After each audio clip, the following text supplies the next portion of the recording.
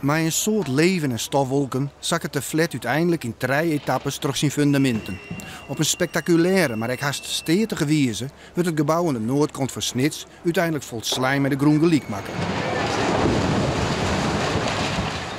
Sloopbedrijf Van der Wal roept je voor een speciale hydraulische techniek waarbij via een buizenstelsel op de derde verdieping het gebouw van binnenuit in elkaar stort. Het wordt het al met al nog in 15 minuten. Maar de traditionele sloopmethode zou haast 2 weken nederwest hadden.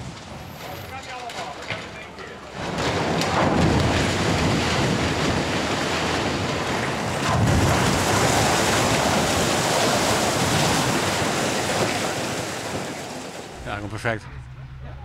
Kwartier ging gewoon perfect en hij staat er precies in elkaar zo grauw, dus nee, perfect. Dit is clear, het luistert in de vlakte. En dan? We gaan oprijden, maar we zijn ongeveer 1 februari, mis februari ben klaar.